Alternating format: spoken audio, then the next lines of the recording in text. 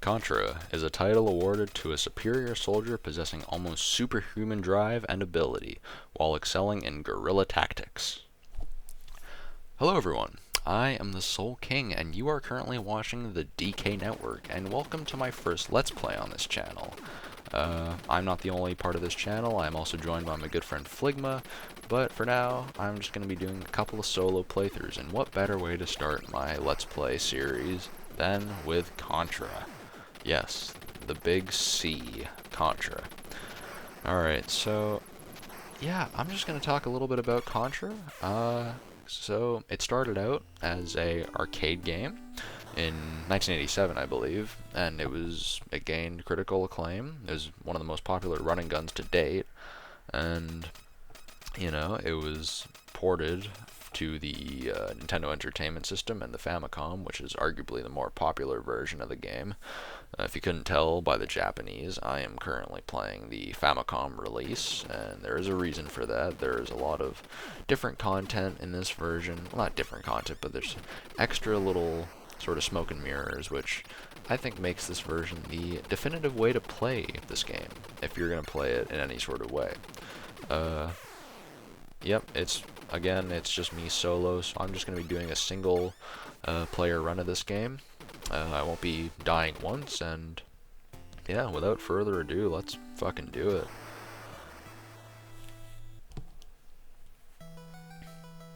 Here's the first thing that's obviously different. There's a opening cutscene. In the year 2631 AD, a mysterious meteorite fell into the Galuga archipelago near New Zealand. No, I don't speak Japanese, I'm just reading off the translation from this game for English. 2 years later, a mysterious invader, calling itself Red Falcon, plots the downfall of mankind by fortifying the entire Galuga archipelago. What does that mean? I don't know. But yeah, right away, the production value, you can already tell, is so much higher than the American version. Orders were given to Bill and Lance of the Earth Marine Corps Contra unit to destroy the enemy's base. Yeah, so right away, as I said, the production value is already amazing compared to the NES, and instead of a nice black screen to display the stage and our lives, we have a nice little mini-map telling us exactly where we are, and I think that's really cool. So, without further ado, Contra, let's begin, man. This is level 1, the jungle, and what I just picked up there is a machine gun, and this is the only other weapon you'll see me use besides the spread gun, which is amazing. What I dropped there was the rapid fire, which increases your fire rate, which it's amazing. And here's one of the first noticeable differences as well within the stages. The trees in this level are actually rocking back and forth. Normally in the North American release of this game, they're just stagnant and a single sprite, which, you know, it's okay, it works, but having these extra moving trees is just kind of cool to have in general. And also here's the spread gun. Yeah, this game isn't very long, I just want to say, so that's why these levels will seem, well, very short. And with the spread gun, it makes it even faster, and you'll just want to hit that core. I got lucky there, but normally you should just take those turrets out if you want to take the safe route. And there we go. And I'll be translating the intermission screens here. We have arrived at Point A, commencing infiltration. And if you're having a second player over, you will see a different character in place of Bill, so Lance. Alright, now moving on to Base 1, and this is one of the alternate perspective levels, so as you can see here, instead of just side-scrolling, we are going towards the screen. Yay. Or I guess that would be the opposite way. I digress. Yeah, these stages aren't too difficult, to say the least. It's basically as simple as the side-scrolling stages. In this one, you just take out these little cores, or whatever the hell they are, whatever you want to call them. The turrets as well, and you just want to make sure you stay away from the electric fencing, like i.e. by tapping upward, because it'll freeze you in place. and it'll prevent you from moving for a couple of seconds, and that's not really fun, to say the least. And now you have this little big core sort of deal, and you'll just shoot that, and you'll make your way to the boss. In the arcade version of this game, you could actually go multiple directions, either to the left or the right after each screen. I've never really played much of the arcade version, to say the least, so my true experience with Contra has been pretty much just through the NES, which, it's a real shame, but I played the arcade once a long time ago. I just don't like it compared to the NES version. There's something about the Nintendo version that makes it just much more iconic. Anyway, that was the first boss, this little eye thing, so nothing too hard, just shoot with the spread and avoid the things. Okay. Garumakiruma has been neutralized. We are now heading to point B. Yeah, again, I really wish they would have just included these like little intermission screens or like this little mini map here. It's cool stuff all around. Anyways, moving on to Area 3, the waterfall. Alright, yeah, there's nothing much different here in both versions. This stage is pretty much the same. I think the only difference really is just the shade of the water. I think in the North American release it's more of a turquoise color, whereas here it's more like an ocean blue sort of deal. Whatever the case, doesn't really affect the gameplay, and here is our first taste of the invincibility power-up. No, I ain't cheating. Yeah, so this thing is basically like the Contra equivalent of the Starman in Mario. It just gives you a brief period of invincibility, and you know, that's always great, because this game will kick your ass. Well, I wouldn't quite say that. If you practice this game enough, I think you'll find that you can probably make it through without even using the Konami code, which I forgot to mention, which is, you know, for those who don't know the Konami code, it is up, up, down, down, left, right, B, A, start. If you couldn't tell, I'm not using the code for this playthrough, as I'm doing a no death anyways, so there's not really much incentive, but if you really want to have fun with this game, use the code, man. And if you want to get good at the game and not need the code, or if you don't need the code and just want to one life it like me, then, well, don't use the code. To each his own, right? I find the code is more fun when you're doing two-player co-op, because that way you have a whole bunch of lives to spare and it's not the biggest deal. Okay. We have arrived at point B, commencing infiltration.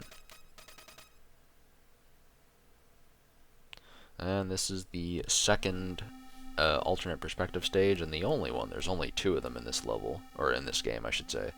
Base number 2, let's get into it. Not much is different about this one. It's a little bit more difficult, not by much though. All that's different is that there's like more protective shielding on the a couple of the sensors. That's what the flashing noise was, the little squares that break and then reveal these. And I guess, I don't know, the palette's different. The other one was blue, this one's red. I don't know. Not much to say about this level other than what already was said about the previous one, but, you know, I digress. I do like how there's those unique little borders, though, for each one of these levels. That is kind of cool. I'm assuming because these levels are so, like, simplistic in nature, they would need a smaller screen and there'd be not enough to cover up. I don't really know what I'm talking about, but, like, it's hard to explain. Oh yeah, these red guys, by the way, in this stage give you power-ups and stuff like that. So you'll want to shoot those guys down. And you'll want to watch out for these weird little red log things. Don't know what the hell they are. I don't read manuals. I just play the games, folks. And this one's a little bit more tricky. You'll have to shoot the turret up here. One thing, if I could give any tip to any player about this game, you'll just want to make sure you really squint your eyes and see those white pellets, because that's all it takes to kill you in this game, those little white pellets, and they're very difficult to see. I know I've certainly got pissed off at it. And, well, for the record, I'm doing this on real hardware too, so my controller, I find, can slip out a couple times. This is the second one of these bosses, and as you can see, there's like these little guys that come out, and Optimus Prime. Actually, I don't know what this thing is called, but... Or actually, I will in a moment once we beat the stage, but The gimmick with here is that he splits into two, and that you can only hit him when he splits into one, like that. So, this boss isn't too hard, it's more just nitpicky than anything, but I used to lose my shit against this boss when I was younger. Still don't know how, it's those little bubbles that he shoots out, but I digress.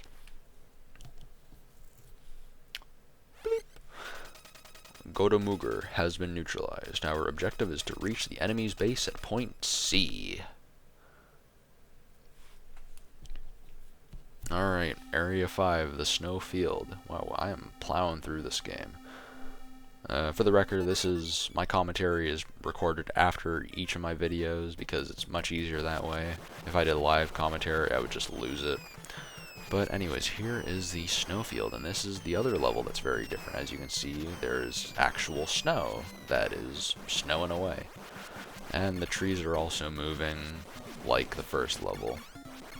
And you'll want to be careful now because the football guys will start to shoot as well, and you'll want to be careful about these new guys with the turrets, as they also shoot, but they shoot much faster, and that's not really fun. It's even worse that I'm doing this on original hardware because of the sprite flickering too. However, the upside is that I'm using AV to HDMI, so it's not that bad. And what you saw me pick up there was the screen nuke, and I think that's the only screen nuke in this game total. You'll only see it once. Makes me wonder some of the placement of some of these items, but I digress. Next up is this little tank mini boss. Nothing too difficult. You'll just want to stay to the very left as far as you can, or you can go under it when it's shooting those shots. Nothing too difficult about that. Again, the spread is very helpful here, and it almost doubles as kind of a machine gun in its own right. Mind you, you do have to spam the way I'm doing here, but it's not just going in just 5 shots all the time. You'll notice it kind of scatters around, but you know, yeah, it's still better. It's the best weapon in this game. And right there you see a laser. Oh yeah, watch out for napalms in this level, I forgot to mention. I love their little cartoon noises, but they're not too difficult either, but this game is definitely, I would say, much easier with 2 people to some degree because of, you know, more firepower. And wow, there's that boss. That wasn't all too exciting, though, was it? Okay. We have arrived at point C. Communication will now be impossible. We will do our best to destroy the enemy's base. Okay. Area number 6, the energy zone. We only have, after this level, 2 more levels to go. And this level's not too bad either. The only thing you really have to watch out for is these turret guys again, you know, it's like the snows field. And they're a little bit more prominent here, and really those football guys. Like, pretty much everything I've told you. Also for this part, you'll want to take the bottom route. Don't take it up there. That fire thing will just kill you. It's like next to impossible to actually get through it, and it's just not that efficient. All you're really getting there is a laser. And this part's a little bit tricky. You'll just want to make sure you're fast with your thumbs here, and duck when you need to because of these little flamethrowers. Now you'll want to make sure you shoot down before you go down there because there's the invincibility power up, and the pattern you'll want to wait for is coming up, this one, right here. And then you grab the invincibility power, and you can pretty much just bomb your way through the rest of the stage, if you have the spread gun, of course. If not, then, you know, just tread softly. Yeah, nothing much about these levels. God, I forgot how short these levels are. I'm too used to playing, like, some of the newer stuff. Not just Contra, but other running guns, so this is kind of why it's funny. And here's the boss of level 6. I don't know really what this thing's supposed to be, but looks pretty funny, and it's easy to kill. Yeah. And now we have a new animation for Billy Boy here. Shooting his Tech 9.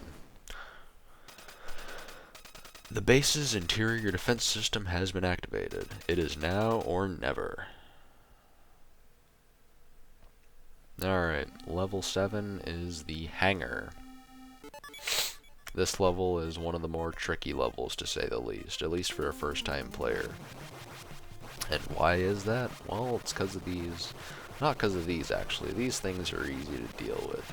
The real trick of this level is the actual, what do you call it?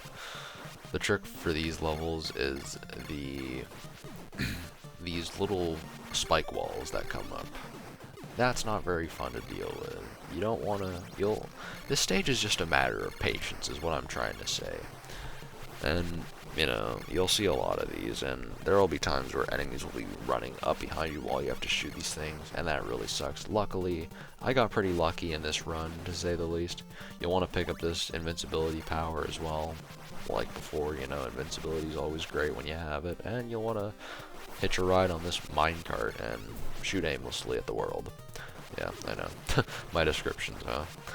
And take the upward path if you can. If you can't, just take the downward path, but again, it's just much easier to take the upward path because you just shoot through all those spikes. And that's one of those moments where you want to really time your jumps carefully, but otherwise, this level's not too bad. Now, as you can see, there's a pattern. Pretty simple. These turret guys suck, kill them. But you'll also want to make sure you...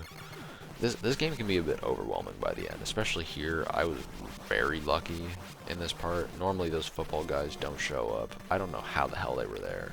But shoot your way through and you'll basically just beat the level there. It's not even much of a boss if you have the spread shot. Alright. Now for the final level, which is the alien lair. Oh yeah, I forgot to mention there was a lot of an alien inspiration. Well, you'll see it with the final level especially, but anywho, it seems we have arrived at the enemy's base. What is this place?